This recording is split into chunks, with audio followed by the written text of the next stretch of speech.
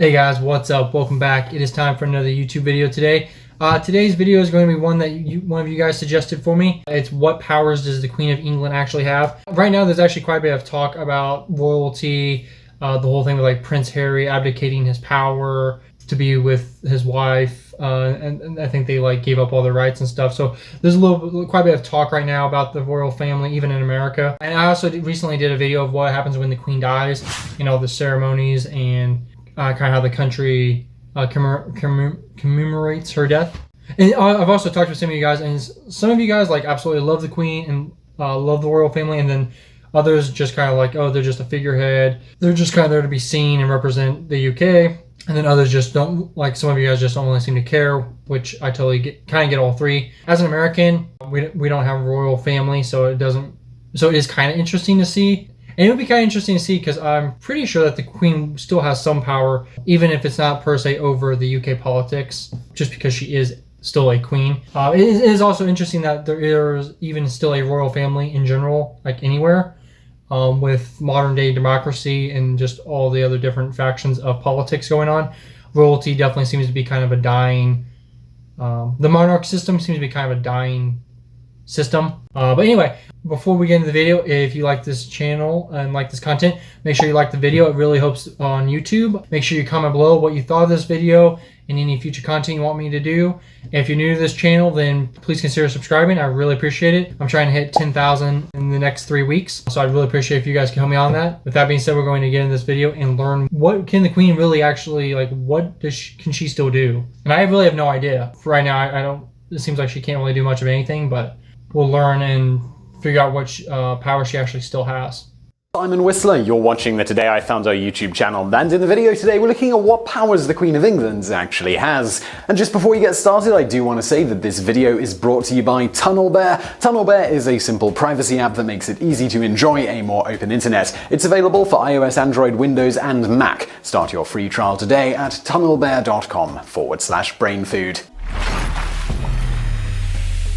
So a short while ago, we put out a video about the fact that Queen Elizabeth II neither needs a passport nor a driving license thanks to a quirk of British law. But what other powers does the Queen of many titles have, and what could she theoretically do if she decided to flex the full might of the authority that she wields? As it turns out, thanks to the royal prerogative, a terrifying amount if she really felt like it, or at least that's assuming Parliament went by the letter of the law and that the people didn't decide to stage a small revolt. In reality, the Queen rarely exerts even a fraction of the power that she theoretically wields, as it's kept in check by the only person in the UK who can tell her what to do, and that's herself. This is very much a calculated move on her part in order to stay in the good graces of her subjects. She also voluntarily pays her taxes, even though she's not technically obligated to, and that helps with people's opinion of her. Not only does she avoid openly flexing her political might, she also tends to keep her opinions outside of the public sphere. As is That is, yeah, I would have guessed that if she, like, I don't know, tried to,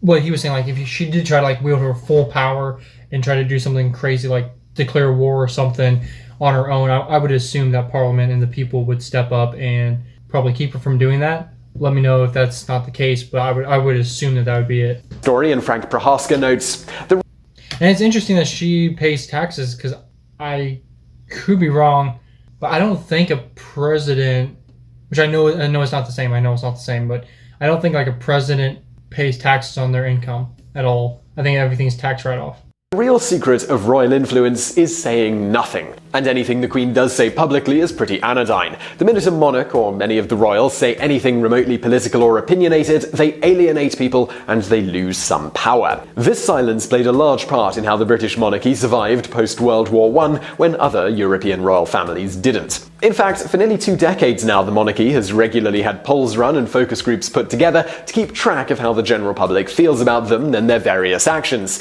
They also have on payroll individuals whose job it is to ensure the Queen stays in the the public eye and in a way that is most likely to endear her to her subjects. Similar to politicians who rely on the voting public, with each public change she presents, right down to the carrying of a cell phone or not, carefully calculated in terms of the impact it might have. While this may seem only self-serving, the Queen has a very lengthy track record as an admirable public servant and is also acutely aware that she is a prominent public face representing her subjects, so is keen on avoiding being viewed in a bad light, lest she in turn paint them in a bad light by her actions. As she noted at the tender age of 21 in a speech to the Commonwealth she gave on her birthday, "I declare before you all that my whole life, whether it be long or short, shall be devoted to your service and the service of our great imperial family, to which we all belong." Surprise. Yeah, little did she know that she, like, literally her whole life, the rest of it. Gosh, I mean, she's been serving like 70 years or something. It is interesting that they don't really say their own political belief, though. That's definitely something very different than if you're a politician or in, like, the public eye in America. I mean, you usually speak your mind on your, like, political stance. I mean, that's how you get, like, voted in. So that's interesting. Surprisingly, for many years the full extent of exactly what powers the Queen handed off to the government, but technically retained, weren't publicly known. That is, until 2003, when the government released a partial list of the things it can do on the Queen's behalf. For the most part, the list confirms that the government could do things to save the Queen time, such as issue or revoke passports, which simply wouldn't be a feasible thing to be the sole prerogative of the Crown in a modern society. However, some were actually slightly worried by some of the things she could do, like declare war, which under rules of royal prerogative can be done without consulting Parliament. On top of that, the Queen is totally immune from prosecution and is considered above the law in the UK. And further, as a head of state, she also enjoys diplomatic immunity in any foreign country she happens to visit. She has diplomatic immunity in, like, every single country, or just the countries that England has under their rule? And then also, I guess I was wrong, like, so she could just totally declare war, like, at random? But, I mean, could Parliament, I'm assuming Parliament could still, like, veto that? I would hope so, anyway. I would think there has to be something in place to stop that in like, today's society. That just wouldn't be, I can't imagine that being allowed. As such, she could commit any crime conceivable anywhere on Earth, at least as the law currently stands, and suffer no legal consequences for doing so.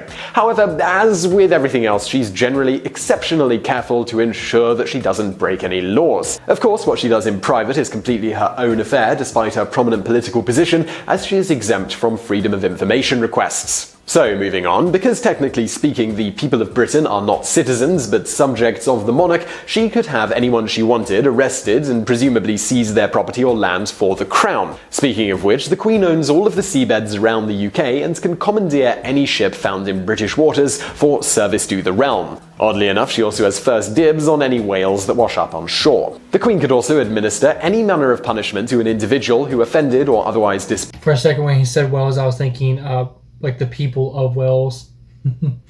pleased her, as the Crown has prerogative power to keep the peace within the realm. And since she's immune from prosecution, nobody could really do anything if this punishment wasn't entirely within the scope of the law. If the government tried to stop her, the Queen could decimate the British political landscape by dissolving Parliament and appointing anyone she felt like as Prime Minister. This is because it's the Queen's duty to appoint the Prime Minister, and she could, in theory, appoint anyone she wanted to the position, regardless of the way the British public voted in an election. On top of that, in the event the Queen didn't like the outcome of an election, for instance, if she didn't like the replacement Parliament members that were voted in, she could just call for another one using royal prerogative until she got the Parliament she wanted. Not that she'd need to, because if she really wanted, she'd just bring in the army to keep everyone in line. But how does that work? How does she control the army? Well, that's because the Queen is also the Commander-in-Chief of the entire British military, with every officer, soldier, sailor, and pilot swearing allegiance to the Crown and nobody else. They're not called Her Majesty's Armed Forces for nothing. Being considered the ultimate authority on all British military matters, the Queen could authorize a nuclear strike on France or make North Korea an ally, as she has the power to declare both war and peace with foreign nations. As for laws, well, technically the Queen can't create new laws, she can only sign them into law after they've been decided upon by Parliament. In fact, her royal assent is required to make the law official after being passed by Parliament in the first. But she has the power to choose any parliament she wants, or at least that's what he's saying. Okay, so I'm really confused. You guys said like she has no power, but it seems like she's like secretly has almost ultimate power. So you guys are gonna have to let me know in the comments below, because this is really confusing me now. because it seems like, yeah, she's like very much well, I guess in a sense she's not really in control because she doesn't use her authority, but like secretly she has it. If this is true, which if this is true, I don't know. If it was weird in today's society that one person has so much power. First place, she could appoint ministers who'd make any laws she wanted a reality and then just sign them into law that way. Beyond royal assent, there's also the Queen's consent, which requires she give her consent before any law that affects the interests of the monarchy can even be discussed at all in Parliament. She actually has used this power before, such as in 1999 when she refused to allow the discussion of a bill that would have given Parliament power to authorize military strikes in Iraq instead of needing her authorization. So, well, that's all on the political side, but it doesn't stop here. The Queen technically has a sort of power not only over her subjects' physical beings, but also their souls. Well, wait, okay, I think he's just leaning to a punchline. How? Well, that's because she's also the head of the church. Okay, that makes sense. Gosh, so she's just like she's just like the head of everything. Okay, I mean, don't get me wrong, but she's like the president, the pope, the queen. She's like everything all rolled into one. Of England, including having the power to appoint archbishops and power over many other such matters concerning the church. As for most of these powers that technically allow her to rule with an iron fist, as previously mentioned, the Queen is hesitant to ever use them in such a way that would displease her subjects, and certainly isn't about to disregard their representatives in Parliament. However, these powers still exist for a variety of reasons, including potentially being needed in times of extreme crisis. That said, just because she isn't in the practice of exercising her powers against the will of the people, it doesn't mean she isn't occasionally an active political powerhouse in private. Extremely well respected and known worldwide with the ability to bend the ear of most heads of state, the influence the Queen wields is difficult to quantify, but, as noted in an article discussing why the BBC named the Queen the most powerful woman in the world in their list of 100 most powerful women, Her Majesty's power is more about influence. A discreet nod of the head, a polite word in the ear of a Prime Minister at their weekly meeting, or a strategic patronage of a cause being overlooked by the government is how she can indirectly affect our world without us even knowing. Well, to conclude. I was gonna say, it definitely seems like, at least to me with this video, in some ways it does seem like she secretly is like the most powerful person in the world. I mean, all that authority, and she's just one person, and she could use it at any point without having to like have people vote on it or anything. I mean, that is an insane amount of power. Like, I know like if a president did something like super crazy, I mean, any bill can get vetoed with 2/3 majority, I'm pretty sure, and then you can impeach a president. Obviously, we've seen that recently. So you can get him out of office. I mean, not right away, and they could do a lot of damage in the meantime, but it seems like there's no, like, she could use her power, wield it, pretty much do whatever she wants, and there's no recourse for it, like to get her out, or like, you know, for some reason if she went crazy. I'm not trying to harp on the Queen. I know a lot of you guys like love her, and obviously it's amazing that she seemingly hasn't, like, you know, used it a ton. You guys saying that she has no power, if this is correct, I mean, that's a lot of power. The Queen has many powers she could theoretically legally use to her own ends unless her subjects and Parliament simply decided to stage a revolution. However, she generally avoids doing anything overt that might upset her subjects and otherwise simply works in the background, more or less in an advisory role when she feels there is a need. So I really hope you enjoyed that video. Now, if you are interested in protecting your privacy online, well then... Okay, so the rest of that was just ads. Okay, so yeah, I'm a little confused just because, like I said, after talking with you guys, some of you guys, it's like, just made it seem like they're just there to be seen, not really heard from. Again, it definitely seems like she has a lot of power. I'm really interested. You guys make sure you comment below and like let me know what it's actually like over there. I mean, does she really have all this power and just like really respect the fact that she doesn't use it, or does she not really have it and it's like way more complicated than the simplicity that he's putting out there? Let me know, guys. I'm a little blown away though if this is the case, because like I did not think that she had like really very little authority. Anyway, guys, if you guys like this, definitely let me know, because I am super confused right now. Have a great day and a great week. I'll catch you on the next video.